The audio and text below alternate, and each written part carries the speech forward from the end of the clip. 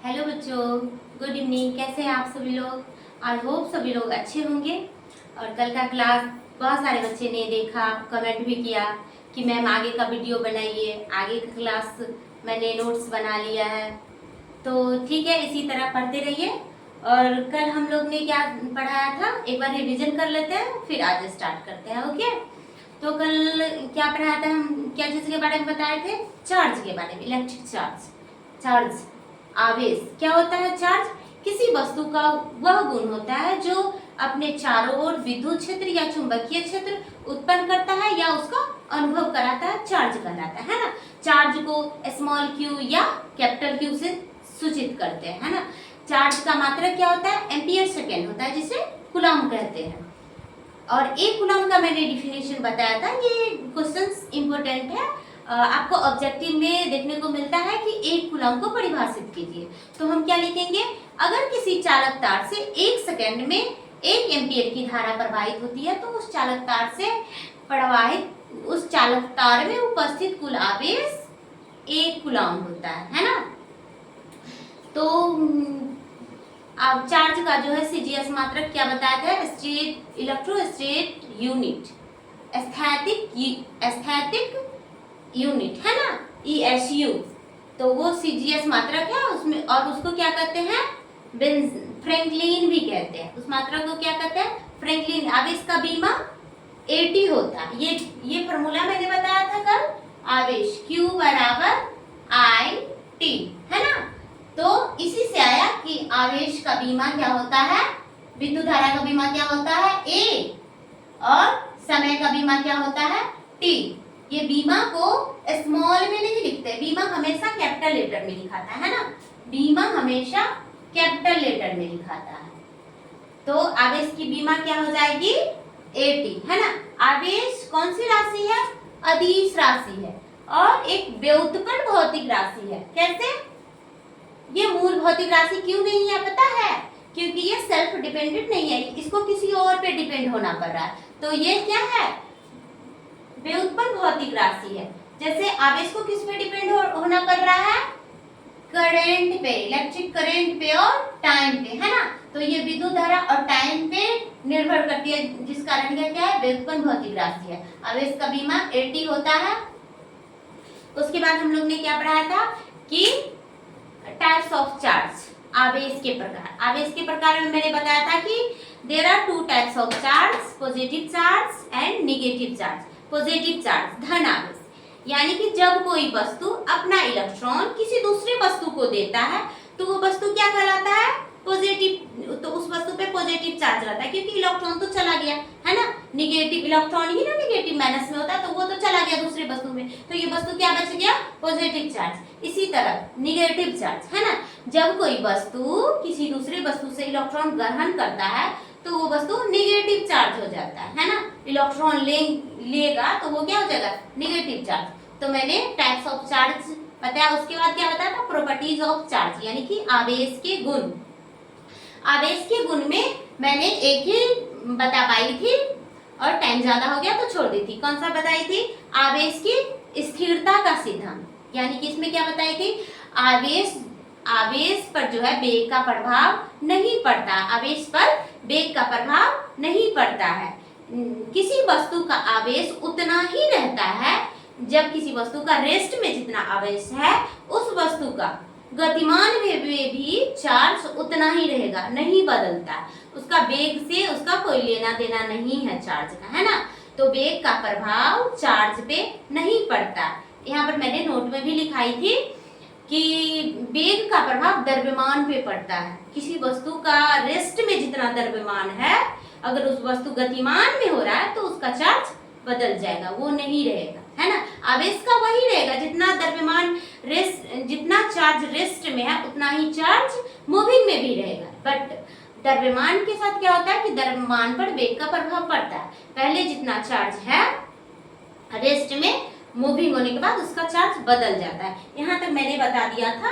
आज हम स्टार्ट करते हैं आवेश का संरक्षण, कंजर्वेशन ऑफ चार्ज, है ना।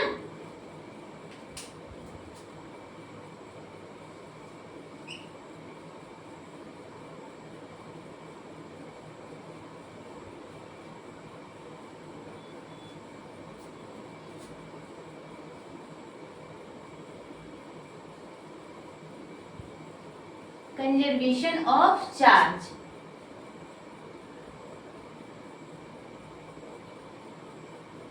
आवेश का संरक्षण, आवेश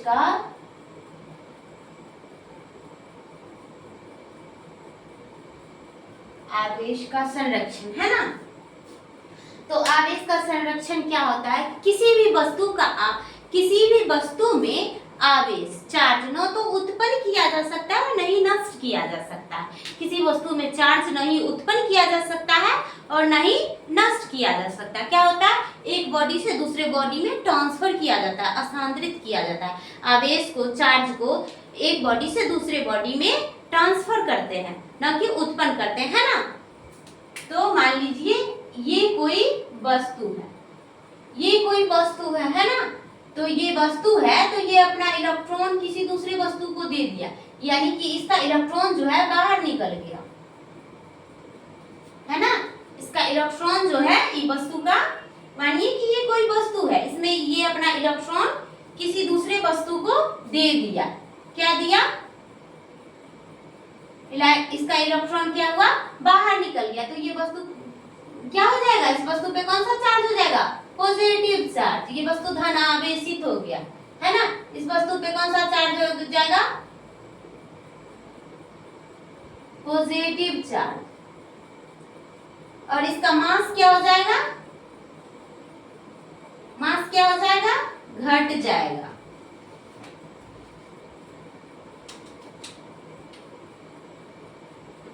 मास मतलब द्रव्यमान, है ना। तो मानिए कि ये कोई वस्तु है, ये अपना इलेक्ट्रॉन, इसका इलेक्ट्रॉन बाहर निकल रहा है, यानी कि ये वस्तु का इलेक्ट्रॉन बाहर निकल रहा है या किसी दूसरे वस्तु को इलेक्ट्रॉन दे रहा है, तो ये वस्तु पर कौन सा चार्ज हो जाएगा? पॉजिटिव चार्ज, धन आवेश। और इसका द्रव्यमान क्या हो जाएगा? देखिए, इलेक्ट्रॉन बाहर जा रहा है तो इसका द्रव्यमान घट जाएगा, है ना। इसी तरह यहाँ पर कोई एक वस्तु है ना। ये किसी दूसरे वस्तु से इलेक्ट्रॉन ले रहा है। ये क्या कर रहा है? किसी दूसरे वस्तु से इलेक्ट्रॉन ले रहा है, तो ये निगेटिव चार्ज हो जाएगा इस पे, है ना। इस पे कौन सा चार्ज हो जाएगा? Negative charge. निगेटिव चार्ज यानी कि ऋण आवेश। ये वस्तु क्या हो जाएगा? ऋण आवेशित हो जाएगा। और जब ये वस्तु ऋण आवेशित, जब वस्तु किसी दूसरे वस्तु से इलेक्ट्रॉन लेगा तो ये वस्तु ऋण आवेशित होगा, और दूसरी वस्तु से इलेक्ट्रॉन लेगा तो इसका मास पे क्या प्रभाव पड़ेगा? इसका द्रव्यमान क्या हो जाएगा? इसका द्रव्यमान बढ़ जाएगा। क्या हो जाएगा? बढ़ जाएगा। इसका द्रव्यमान बढ़ जाएगा, है ना। तो यहाँ पे हम क्या बताए कि आवेश को न तो उत्पन्न किया जा सकता है, नहीं नष्ट किया जा सकता, केवल एक बॉडी से दूसरे बॉडी में स्थानांतरित किया जा सकता है। जैसे कि ये वस्तु है, ये अपना इलेक्ट्रॉन किसी दूसरे वस्तु को दे रही है, तो ये वस्तु पे पॉजिटिव चार्ज हो जाएगा और इसका द्रव्यमान घट जाएगा, मास घट जाएगा। ये कोई वस्तु है, ये किसी दूसरे वस्तु से इलेक्ट्रॉन ले रही है, ये दूसरे वस्तु से इलेक्ट्रॉन ले रही है, तो इस वस्तु पे कौन सा चार्ज हो जाएगा? निगेटिव चार्ज, ऋण आवेशित। और इसमें मास क्या हो जाएगा? इसका द्रव्यमान क्या हो जाएगा? बढ़ जाएगा, है ना। तो हम यहाँ पे आवेश का संरक्षण, कंजर्वेशन ऑफ चार्ज, तो क्या लिखेंगे? कंजर्वेशन ऑफ चार्ज में क्या लिखेंगे कि आवेश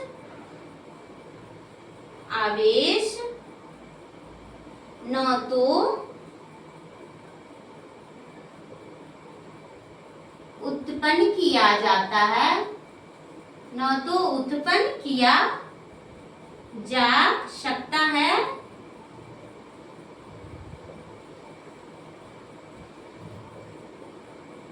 और न ही नष्ट किया जा सकता है।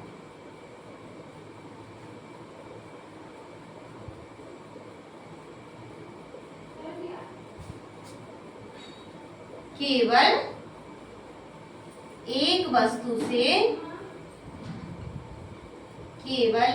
वस्तु से दूसरे वस्तु में वस्तु में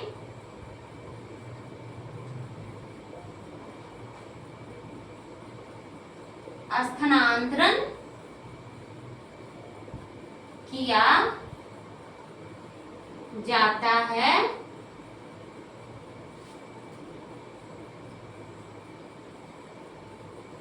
आवेश का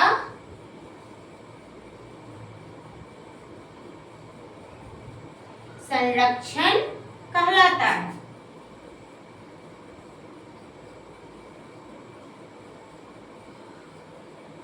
आवेश का संरक्षण कहलाता है ना। तो कंजर्वेशन ऑफ चार्ज क्या हो जाएगा, आवेश न तो उत्पन्न किया जा सकता और न ही नष्ट किया जा सकता, केवल एक वस्तु से दूसरे वस्तु में हस्तांतरण किया जाता है, आवेश का संरक्षण कहलाता है ना। तो यहाँ तक आप लोग स्क्रीनशॉट ले लीजिए, है ना।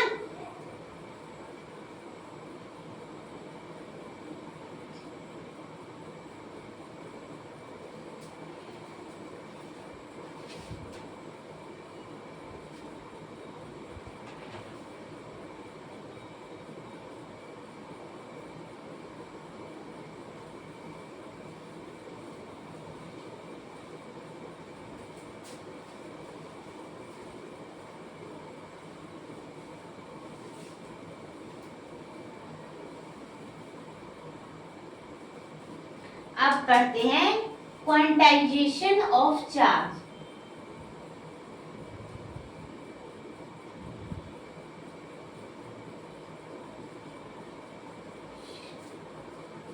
क्वांटाइजेशन ऑफ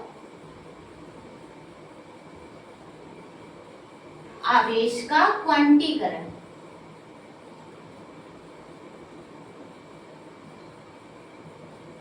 आवेश का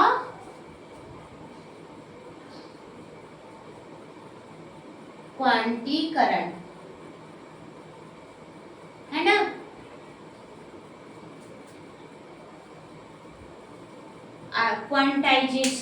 क्वांटाइजेशन ऑफ चार्ज, आवेश का क्वांटीकरण। तो किसी जैसे कि कोई वस्तु है ना, मान लीजिए ये कोई वस्तु है, तो इसके अंदर इलेक्ट्रॉन होगा ना, इसके अंदर इलेक्ट्रॉन होगा, है ना, इलेक्ट्रॉन होगा। तो क्वांटाइजेशन ऑफ चार्ज जो है क्या कहता है कि किसी वस्तु में इलेक्ट्रॉन, जैसे कि ये एक इलेक्ट्रॉन है, दो इलेक्ट्रॉन है, तीन इलेक्ट्रॉन है ना, तो इलेक्ट्रॉन का मान भिन्न में नहीं होगा। जैसे 1/2 इलेक्ट्रॉन नहीं होगा किसी वस्तु में इलेक्ट्रॉन का मान उसके भिन्न में नहीं होगा, है ना। 1/2 इलेक्ट्रॉन नहीं होगा, 2/3 इलेक्ट्रॉन इस तरह से नहीं होगा। कैसे होगा, ये गलत है, ये नहीं होगा। किसी वस्तु में इलेक्ट्रॉन या तो 1 इलेक्ट्रॉन होगा, 2 इलेक्ट्रॉन होगा, है ना, 3 इलेक्ट्रॉन होगा, डॉट डॉट इंफिनिटी, है ना। तो क्वांटाइजेशन यही है कि किसी वस्तु में इलेक्ट्रॉन का मान भिन्न में नहीं होता है। तो हम लिखेंगे किसी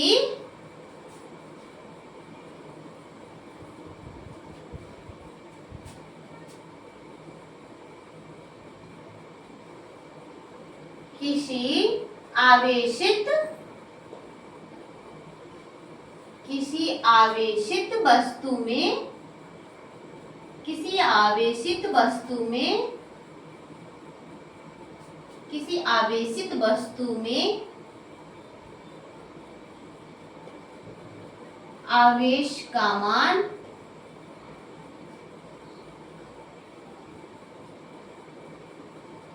किसी आवेशित वस्तु में आवेश का मान उसके मूल आवेश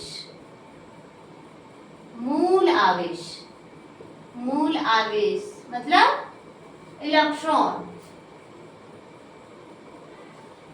मूल आवेश मतलब इलेक्ट्रॉन। किसी आवेशित वस्तु में आवेश का मान उसके मूल आवेश, इलेक्ट्रॉन के मूल आवेश यानी कि इलेक्ट्रॉन के पूर्ण गुणज के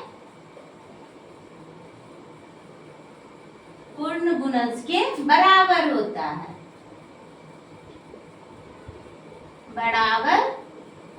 है ना। तो यही हो जाएगा क्या, क्वांटाइजेशन ऑफ चार्ज, आवेश का क्वांटीकरण। किसी आवेशित वस्तु में, यानी कि कोई वस्तु है ना, तो इसमें जितना आवेश है, है ना, तो जितना आवेश है उस, ये आवेशित वस्तु है, ये कोई वस्तु है जो आवेशित वस्तु, इसमें आवेश का जो मान होगा, इसमें जो आवेश का मान होगा वो क्या हो जाएगा, इसका मूल आवेश क्या है, ई, है ना, इलेक्ट्रॉन। तो मूल आवेश यानी कि इलेक्ट्रॉन के पूर्ण गुणज के बराबर होगा। तो मूल आवेश कितना भी होगा ना, यही ना बोले हैं कि भिन्न में नहीं होता है, तो n 1 2 3 इंफिनिटिव यानी कि n होगा और मूल इलेक्ट्रॉन के गुणज के बराबर होता है। तो यही हो जाएगा। ये बहुत इंपॉर्टेंट क्वेश्चन है ना, ये बहुत इंपॉर्टेंट क्वेश्चन है, ये बहुत इंपॉर्टेंट क्वेश्चन है। ये आपको ऑब्जेक्टिव में देखने को मिलता है, Q बराबर प्लस माइनस Ni, है ना, Q बराबर Ni, यानी कि किसी आवेशित वस्तु में आवेश का जो मान होता है उसके इलेक्ट्रॉन के, यानी कि मूल आवेश के पूर्ण गुणज के बराबर होता है। Q क्या हो जाएगा यहाँ, आवेश, N क्या हो जाएगा, N का मान यहाँ पे क्या हो जाएगा, plus minus 1 comma plus minus 2 comma plus minus 3 dot dot dot कितना तक, इन्फिनिटी तक, है ना। और इलेक्ट्रॉन मूल आवेश, किसी इलेक्ट्रॉन का द्रव्यमान कितना होता है,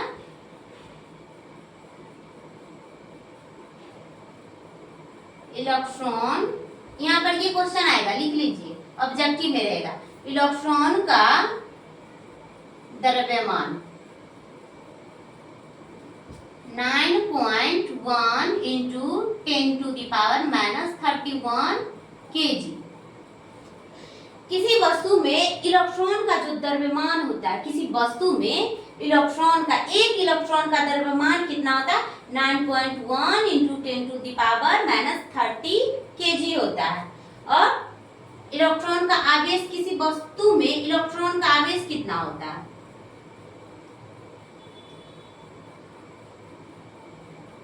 इलेक्ट्रॉन पर कितना आवेश होता है,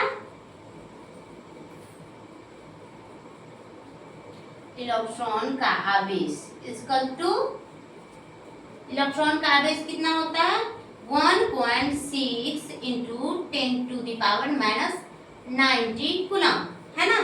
इलेक्ट्रॉन पर द्रव्यमान कितना होता है, 9.1 into 10 to the power minus 31 kg। और इलेक्ट्रॉन का आवेश कितना होता है 1.6 into 10 to the power minus 90 coulomb, है ना। तो इतना आप लोग लिखिए, स्क्रीनशॉट ले लीजिएगा।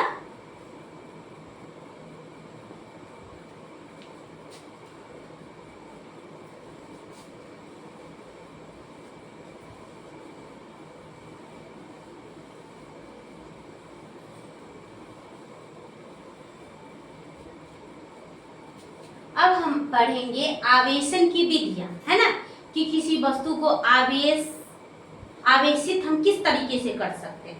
अभी तक मैंने क्या पढ़ा था, आवेशित एक पढ़ाए थे ना, घर्षण विधि, वस्तु को रगड़ करके आवेशित किया जाता है, जब दो वस्तु को आपस में रगड़ा जाता है तो वो आवेशित हो जाता है ना, पढ़ाए थे ना, तो वो घर्षण विधि है। तो अभी हम पढ़ाएंगे आवेशन की विधियां, है ना, कितने तरीके से, कितने विधि से हम आवेश को, चार्ज को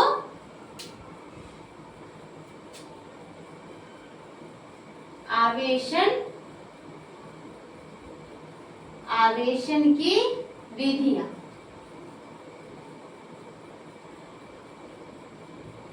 आवेशन की विधियां, है ना। अब हम अगला टॉपिक हुआ आवेशन की विधियां।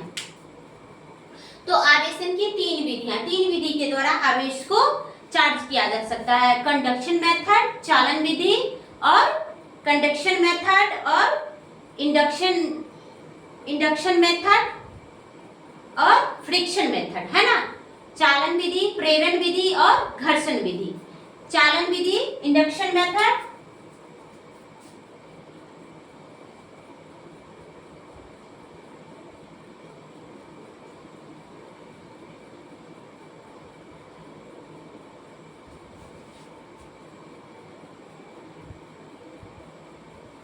कंडक्शन मेथड यानी कि चालन विधि। अब हम वस्तु को चालन विधि के द्वारा कैसे आवेशित करते हैं, है ना, ये पढ़ेंगे। चालन विधि यानी कि कंडक्शन मेथड। जब किसी वस्तु को जब कोई वस्तु को हमको आवेशित करना है, तो उदासीन वस्तु को हमको आवेशित करना है। तो मान लीजिए ये कोई उदासीन वस्तु है, ये कोई वस्तु है, उदासीन वस्तु है, और ये कोई वस्तु है जो आवेशित वस्तु है। ये आवेशित वस्तु है ना, ये आवेशित वस्तु है, ये उदासीन वस्तु है। तो इसको हमको आवेश करना है, उसके लिए क्या करेंगे, इसको संयोजन कर देंगे संपर्क में, है ना। तो ये वस्तु भी क्या हो जाएगा, आवेशित हो जाएगा। तो चालन विधि में क्या होता है, मतलब अगर धन आवेशित वस्तु को लेते हैं तो चार्ज भी हमारा पॉजिटिव ही इंक्रीज होगा, पॉजिटिव चार्ज ही उत्पन्न होगा। अगर ऋण आवेशित वस्तु को हम आवेशित करते हैं तो उसपे भी निगेटिव चार्ज ही उत्पन्न होगा। इसमें सेम नेचर का चार्ज इंक्रीज होता है ना। तो इसमें क्या लिखेंगे चालन विधि में, कंडक्शन मेथड में, जब कोई उदासीन वस्तु को किसी आवेशित वस्तु के संपर्क में लाया जाता है तो वो वस्तु आवेशित हो जाता है। आवेशन की इस विधि को चालन विधि कहते हैं, कंडक्शन मेथड कहते हैं। कंडक्शन मेथड में, चालन विधि में सेम प्रकृति यानी कि सेम नेचर का चार्ज उत्पन्न होता है ना। तो हम लिखेंगे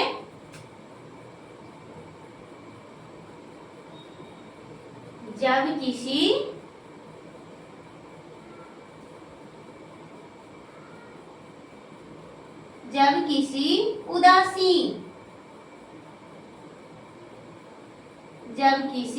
उदासीन वस्तु को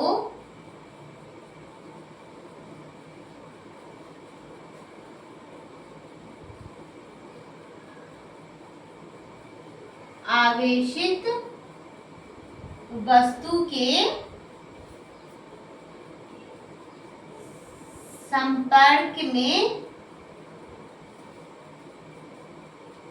संपर्क में लाकर आवेशित किया जाता है,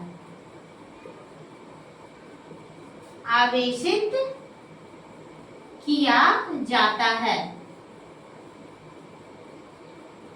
तो आवेशन की इस विधि को, तो आवेशन की इस विधि को चालन विधि कहते हैं। इस विधि को चालन विधि कहते हैं, है ना। आवेशन की इस विधि को चालन विधि कहते हैं। जब ये उदासीन वस्तु है, ये क्या है, लिख देते हैं ये क्या है, उदासीन वस्तु, और ये क्या है, आवेशित वस्तु। इस पे आवेश या चार्ज है ना, तो ये क्या हो जाएगा, आवेशित वस्तु।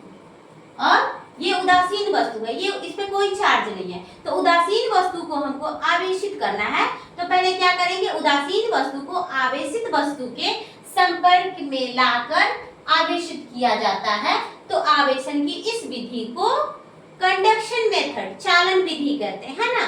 कंडक्शन मेथड में, चालन विधि में,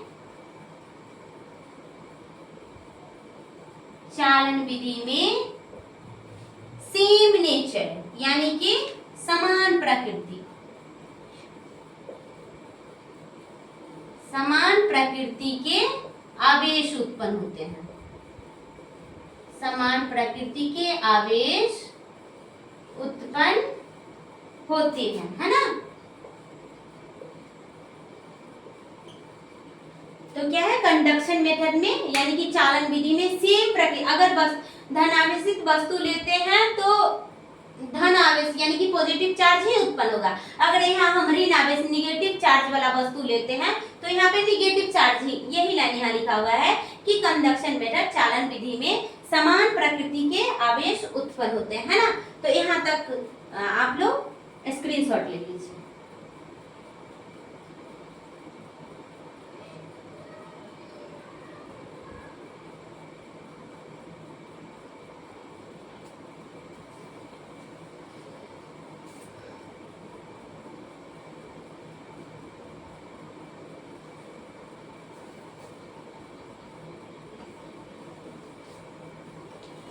अब दूसरा मेथड कौन सा है? दूसरा मेथड कौन सा है? Induction method.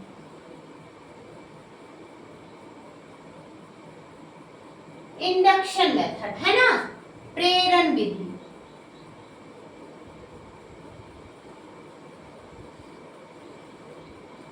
इंडक्शन मेथड यानी कि प्रेरण विधि। इसमें क्या करते हैं, जब किसी उदासीन वस्तु को हमको उदासीन करना है, जब किसी उदासीन वस्तु को हमको आवेशित करना है, तो इसमें आवेशन की कौन सा विधि कैसा होता है? बिना संपर्क में लाए आवेशित किया जाता है। तो आवेशन की इस विधि को प्रेरण विधि कहते हैं, है ना। इसमें क्या होता है, आवेश को बिना संपर्क में लाए आवेशित किया जा सकता है। सोचिए, ये आवेशित वस्तु है, ये क्या है? आवेशित वस्तु। आवेशित वस्तु है ना। तो ये आवेशित वस्तु है, ये क्या है? उदासीन वस्तु, इसमें कोई चार्ज नहीं है।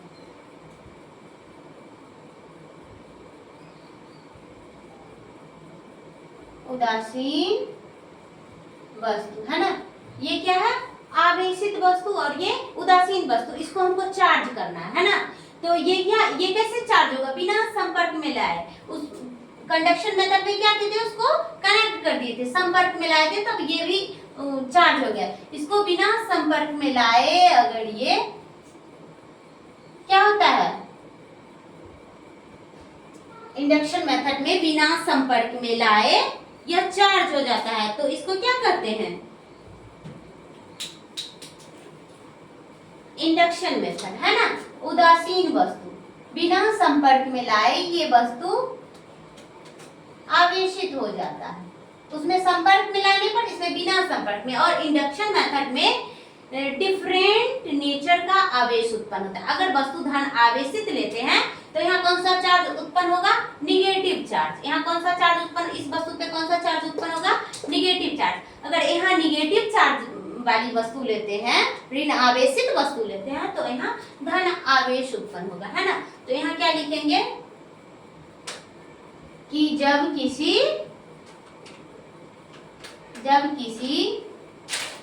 उदासीन वस्तु को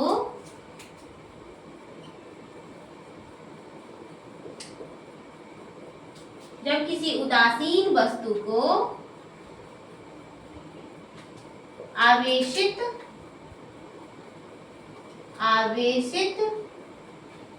वस्तु के बिना संपर्क में लाए,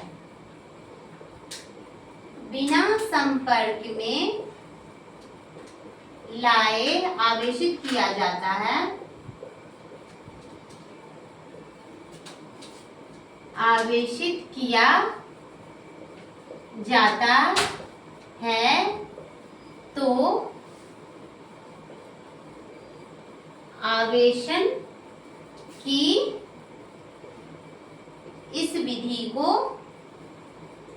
तो आवेशन की इस विधि को इंडक्शन मेथड यानी कि प्रेरण विधि कहते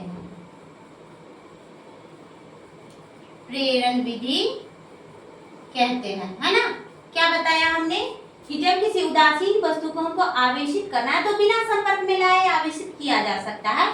तो आवेशन की इस विधि को क्या कहेंगे? इंडक्शन मेथड यानी कि प्रेरण विधि कहेंगे, है ना। तो इसमें क्या लिखेंगे? जब किसी वस्तु, अगर वस्तु धन आवेशित लेते हैं तो यहाँ भी ना निगेटिव चार्ज उत्पन्न होगा, है ना। तो यहाँ क्या लिखेंगे? इंडक्शन मेथड में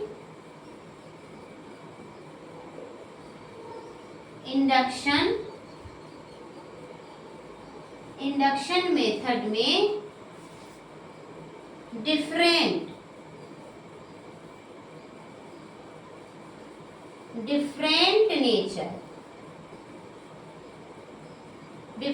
नेचर के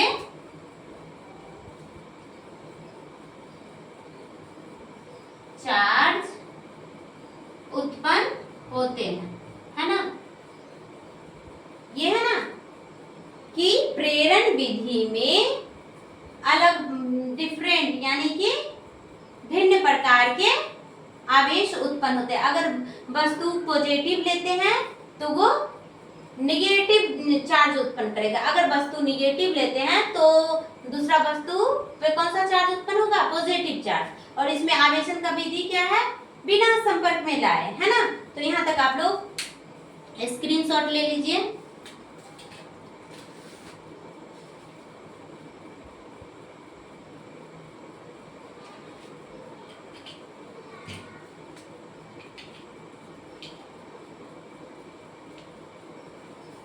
अब एक लास्ट बचा है ना,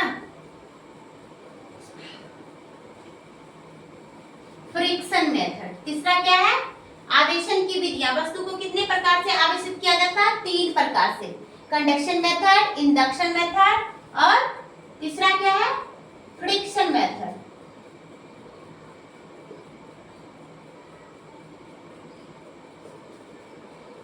फ्रिक्शन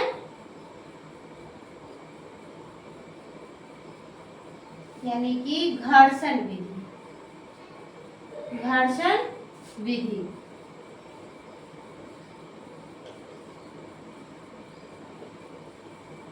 है ना, फ्रिक्शन मेथड, घर्षण विधि। तो इसमें क्या पढ़ेंगे, ये तो फर्स्ट क्लास में ही हम बताए थे कि रेशम की कपड़े को जब कांच की 2 छड़ को जब रेशम की कपड़े से रगड़ते हैं तो वही ना हुआ फ्रिक्शन। फ्रिक्शन मतलब क्या होगा, घर्षण। यानी कि घर्षण कैसे उत्पन्न होता है, रगड़ने से ही ना।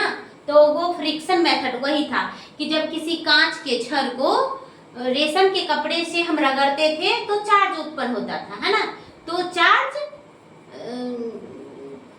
तो वस्तु क्या होता था, तो छड़ में क्या कौन सा चार्ज होता था, छड़ में का जो इलेक्ट्रॉन था वो कहाँ चला जाता, रेशम के कपड़े पे। तो रेशम का कपड़ा कौन सा चार्ज, रेशम के कपड़े पे कौन सा चार्ज हो जाता था, निगेटिव। और कांच का छड़ पे कौन सा चार्ज उत्पन्न होता था, पॉजिटिव चार्ज, है ना।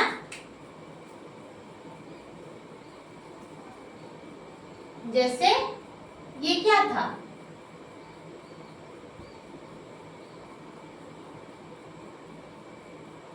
रेशम के कपड़े। ये क्या है, रेशम का कपड़ा, है ना। इसको कांच की छड़,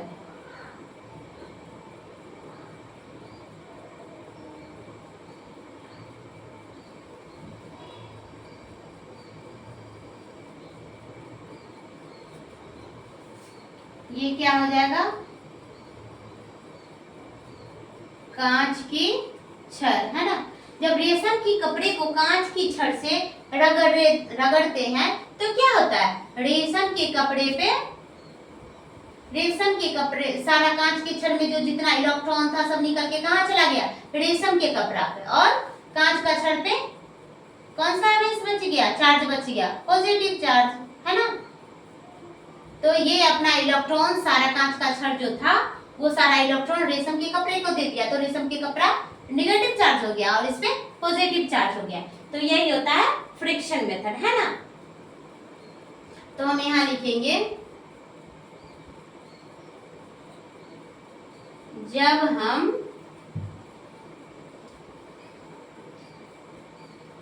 किसी वस्तु को अन्य वस्तु के साथ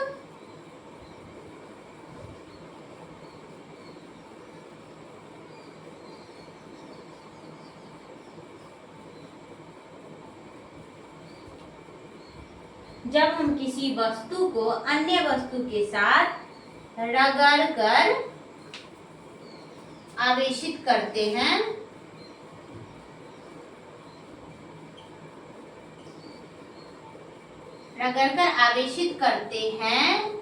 तो आवेशन की इस विधि को आवेशन की इस विधि को फ्रिक्शन मेथड कहते हैं। Friction method.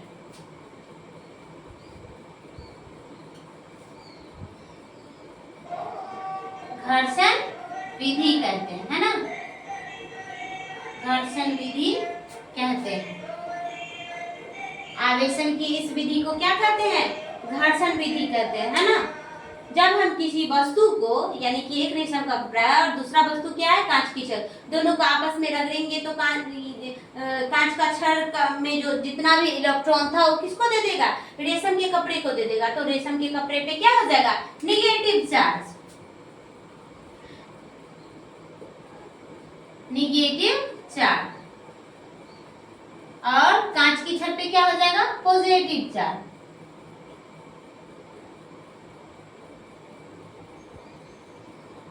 पॉजिटिव चार्ज, है ना। तो यही है कि जब किसी वस्तु को किसी अन्य वस्तु के साथ रगड़कर आवेशित किया जाता है तो आवेशन की इस विधि को फ्रिक्शन मेथड कहते हैं, घर्षण विधि कहते हैं। और जब किसी वस्तु को दूसरे वस्तु से रगड़ा जाता है तो एक पे निगेटिव चार्ज होता है और दूसरा पे पॉजिटिव चार्ज, है ना। तो आप लोग इसको स्क्रीनशॉट ले लीजिए।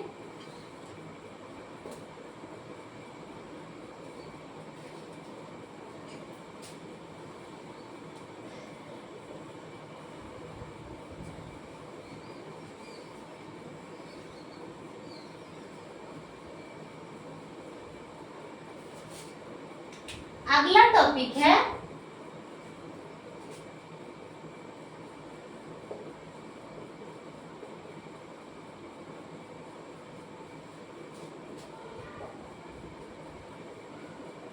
Different between charge and mass.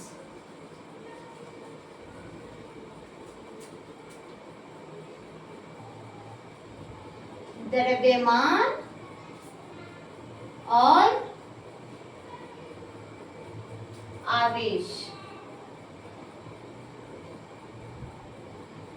द्रव्यमान और आवेश में अंतर, है ना। अगला क्या है topic? Different between charge and mass. द्रव्यमान और आवेश में अंतर। इसका ये आपको होमवर्क रहेगा, है ना। इसका आंसर आप लोग कमेंट में कीजिएगा, ठीक ना। थोड़ा बहुत हम समझा देते हैं, बाकी आप लोग इसका आंसर खुद से कीजिएगा और कमेंट में कीजिएगा। द्रव्यमान क्या है? द्रव्यमान एक मूल भौतिक राशि है ना। उसको किसी दूसरे पे निर्भर नहीं होना पड़ता है। लेकिन चार्ज क्या है? व्युत्पन्न भौतिक राशि है, उसको दूसरे पे निर्भर होना पड़ता है। कैसे?